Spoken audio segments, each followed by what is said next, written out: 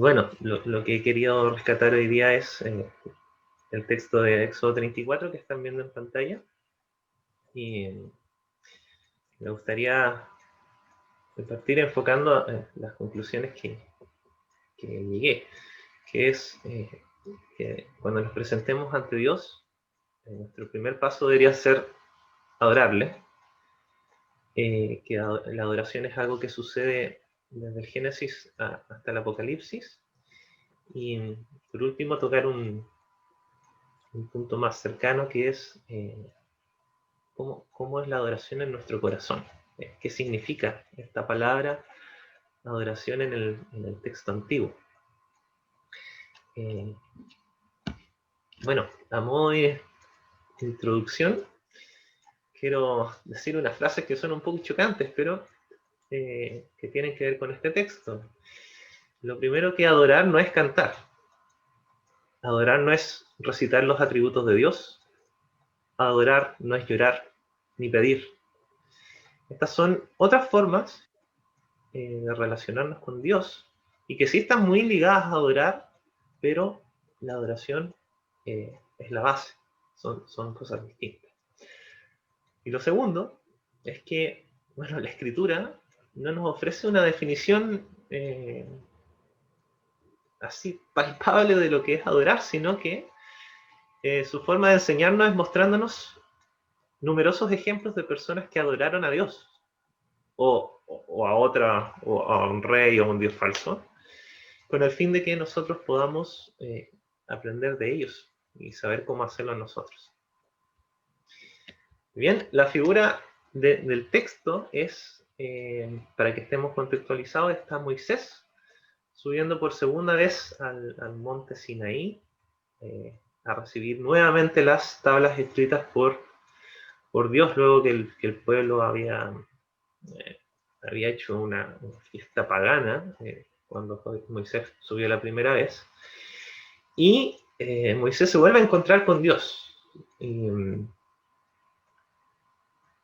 completamente asombrado por su presencia, como no puede ser otra forma.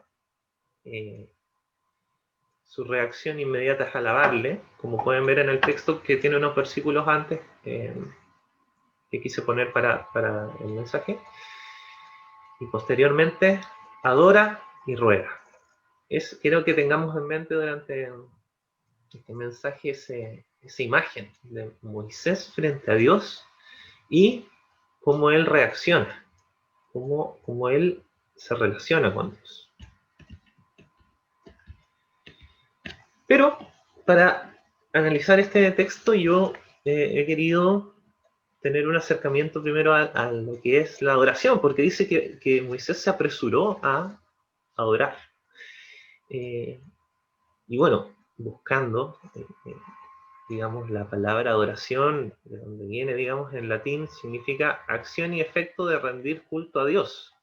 Pero eso no nos ayuda mucho en el sentido de que enfocaba la palabra en su uso inicial, en el Génesis, en el Éxodo.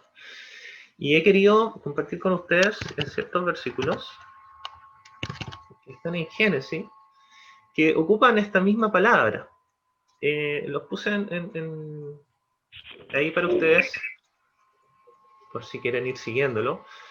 Por ejemplo, en Génesis 18 está Abraham y Jehová lo viene a visitar en forma de 3 personas. Dice que salió corriendo de la puerta de su tienda a recibirlos y ocupa la palabra adoró, pero que ahí se traduce se postró a tierra. Y luego ruega y dice, dijo Señor, si ahora he hallado gracia ante tus ojos. En Génesis 25, Abraham ocupa la misma palabra, pero cuando dice que va a ir a sacrificar a su hijo. Y dice, iremos allí y haremos, pero haciendo algo. Hay dos cosas que pasan ahí. En Génesis 23, Abraham ocupa la misma palabra de inclinarse a tierra para pedir dónde enterrar a Sara, que había muerto y no tenía dónde ser enterrada. Entonces Abraham le pide al pueblo de Het que le dé un espacio donde enterrarla. En Génesis 37, Por último, en el sueño de José, donde las espigas se inclinaban ante José, también ocupa esta palabra que es referente a la adoración y que ocupa en Éxodo cuando Moisés se apresura a adorar. Ahora, ¿qué es lo que vemos de estos muchos usos de la palabra de adoración frente a las situaciones? Es que es un acto corporal que deslumbra sumisión, reconocimiento ante el poder del otro, dependencia hacia lo adorado y hacia lo inclinado. Ahora, este acto corporal no podemos quedarnos solos ahí, sino que apunta a algo, porque se adora varias cosas. Y el tema es que está representando un corazón que se entrega a la gente puesto frente a mí. Ahora, cuando hablamos de corazón, ya nosotros hablamos de algo más cercano, algo que es entendible para nosotros, ¿cierto? Nosotros hoy en día ocupamos mucho el término de el corazón, inclinado hacia el mal. ¿Cómo está tu corazón? Y la Biblia lo ocupa mucho, mucho. Entonces, esta adoración, esta inclinación de entregarse, muchos dicen que tiene que ver con el hecho de mostrar la nuca en señal de sumisión. Estoy indefenso ante ti. Se acerca mucho ahora a esto que tiene que ver con una actitud del corazón, un reflejo de una actitud del corazón. Dicho esto, quise resumirlo como adorar es la disposición en la que se pone nuestro corazón frente al Señor en el ámbito de adorar al Señor. Y si ese es el caso, yo pregunto, ¿nosotros adoramos al Señor? ¿Está ese corazón dispuesto ante Él, reconociendo que es? En este culto, ¿le hemos adorado en algún momento en esta semana? ¿O hemos hecho actitudes que parecen adoración, pero que al fin y al cabo pueden no serlo?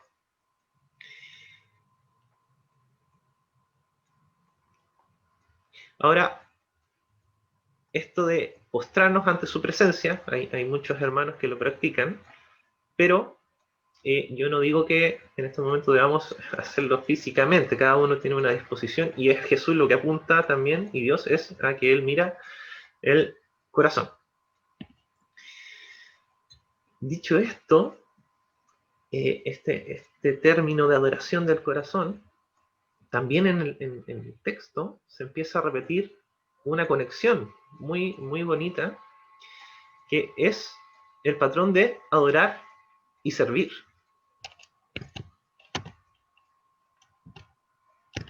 El patrón de adorar y servir, que está muy ligado, se empieza a repetir bueno, puse varios textos ahí, que ustedes pueden anotarlos o buscarlos más adelante, en Éxodo, en Deuteronomio. Muchas veces cuando la ley es entregada al pueblo, y ustedes recordarán que Dios dice en muchas ocasiones, no te inclinarás a dioses ajenos, ni les servirás, lo repite muchas veces, en Josué, en Jueces, en Segunda de Reyes, se va dando una conexión entre adorar y servir, es decir, hay dos cosas que van sucediendo una posterior a la otra. Y dentro de todos estos textos yo me quise detener en Deuteronomio 6:13, que dice, a Jehová tu Dios temerás, y a Él solo servirás, y por su nombre jurarás. Ahora yo creo que este texto nos suena. Y yo puse ahí mismo de qué nos suena, de qué es tan relevante. Y es que Jesús lo ocupa. Jesús lo ocupa en la tentación cuando Satanás va hacia él y le dice, porque escrito está, al Señor tu Dios, y Jesús ocupa otra palabra. Temerás, y él ocupa adorarás, y solo a él servirás.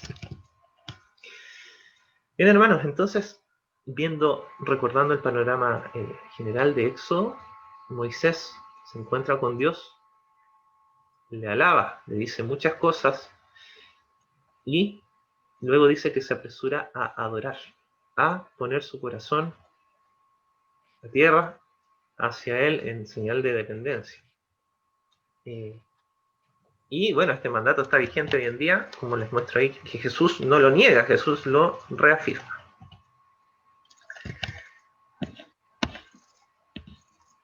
Ahora, lo que hace Moisés adorar es algo que debe nacer en nosotros innatamente, debería nacer. El Señor mismo lo reafirma como un mandato: al Señor tu Dios adorarás y solo a Él servirás. Pero como estamos analizando esto estudiando esto desde el corazón, porque llegamos a la vista que el corazón es la posición, es el momento como yo estoy ante Dios, no en sí la alabanza, no en sí la oración, no en sí el acto siguiente. Quise enfocarme un poco en este tema del corazón. Y en Proverbios 21 hay un versículo que a mí me impacta mucho, que tiene que ver con el corazón. Dice: todo camino del hombre es recto en su propia opinión, pero Jehová pesa los corazones. Jehová, en su balanza de justicia perfecta, sopesa los corazones. Ahora, nosotros podemos estar entregando un mensaje, cantando, haciendo cosas religiosas, ayudando a otros. Pero Dios es quien ve los corazones y Él los pesa en su balanza, como lo vemos en la generación de Noé. En Génesis 6:5 dice: y vio Jehová que la maldad de los hombres era mucha en la tierra, y que todo designio de los pensamientos del corazón de ellos, el corazón de ellos, era de continuo solamente al mal. Dios sopesó en su balanza tal generación y la halló culpable. También sucede esto mismo con Belsasar. Daniel va a interpretar la mano. Sucede que Dios escribe con una mano en un festejo que está haciendo Belsasar después de haber saqueado el templo de Jehová, está ocupando los utensilios, y aparece una mano que le escribe algo y Belsasar no sabe qué es lo que es. Manda a buscar a Daniel, y dentro de las cosas que escribió esa mano en un lenguaje que no era comprensible, dice: pesado has sido en la balanza y fuiste hallado falto. Entonces, es este mismo el Dios que sopesa los corazones de los hombres en su balanza, y es esta la adoración que tenemos que ser preeminentes en tener ante Él. Esta adoración que refleja un corazón frente a nuestro Dios, un corazón que está en sintonía con Él, humillado, dependiente. Ahora, el valor de nuestras obras dependerán de corazón, de adoración que tengamos ante Dios cada día. Bueno, no sirve de nada que hagamos cosas si antes no tenemos esa adoración.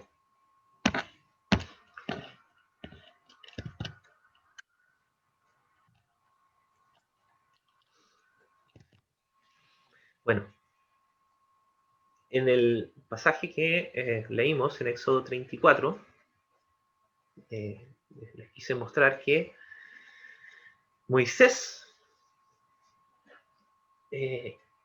llega ante Dios y lo primero que hace es decir un montón de cosas sobre Dios. Se encuentra impactado por la imagen de el Dios eterno, y dice que él, cuando pasó Jehová delante de él, Moisés, en un acto de asombro, dice: Jehová, Jehová, fuerte, misericordioso y piadoso, tardo para la ira y grande en misericordia y en verdad, que guarda misericordia millares, que perdona la impiedad, la rebelión y el pecado, y que de ningún modo tendrá por inocente al malvado, que visita la iniquidad de los padres sobre los hijos y sobre los hijos de los hijos hasta la tercera y cuarta generación.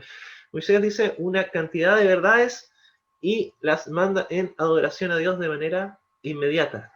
Entonces, él, dándose cuenta, apresurándose, bajó su cabeza al suelo, que no es lo mismo que adorar, son dos palabras distintas, y adoró. Moisés, después de decir todas estas cosas, se apresura a lo importante, a adorar. Ahora, es interesante que después de cada vez que la Biblia muestra una adoración hacia Dios, sucede algo. Tiene que ver mucho con adorar y servir.